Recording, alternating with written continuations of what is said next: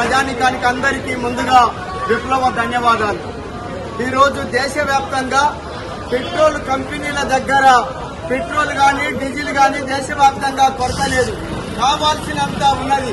అయినా మరి ఎందుకు ఈ కృత్రిమంగా కొరతని కొనసాగిస్తున్నారంటే ఈ రోజు పెట్రోల్ డీజిల్ కంపెనీలు ఏవైతున్నాయో ఇప్పుడు అమ్ముతున్నటువంటి రేటు ప్రకారం చూస్తే వాటికి లాస్ వస్తున్నది. కాబట్టి తిరిగి రేట్లు పెంచడం కోసం వీళ్ళు ఈ విధమైనటువంటి ఒక వైఖరిని చేపట్టారు.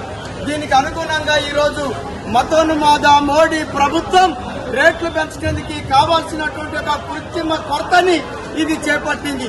ఈ స్థితిలో రానున్నటువంటి ఒక ఎన్నికల్ని దృష్టిలో పెట్టుకుని వివిధ రాష్ట్రాలలో ఎన్నికలు జరుగుతున్నాయి. ఈ ఎన్నికల దృష్ట్యా ఈ పెట్రోల్ డీజిల్ ధరలు ఇప్పుడు పెంచకుండా తాత్కాలికంగా వాయిదా వేసి ఈ రకమైనటువంటి ఒక కృత్రిమ కొరతని సృష్టించింది ఇది కేంద్ర ప్రభుత్వం. అందుకోసమే ఈ చర్యల్ని తీవ్రంగా ఖండిస్తున్నాం. రానున్న కాలంలో పెట్రోల్ డీజిల్ ధరల్ని ఈ కేంద్ర ప్రభుత్వం మోడీ ప్రభుత్వం పెంచడానికి కుట్రలు కుతంత్రాలకి పూనుకుంటున్నది. కాబట్టి చర్యల్ని వ్యతిరేకిస్తున్నాం. పెట్రోల్ డీజిల్ కొరతని తక్షణమే నివారించేటువంటి చర్యలు రాష్ట్ర ప్రభుత్వం, రేవంత్ రెడ్డి గారి ప్రభుత్వం, అలాగే కేంద్ర ప్రభుత్వం తక్షణమే చర్యలు తీసుకోవాలి.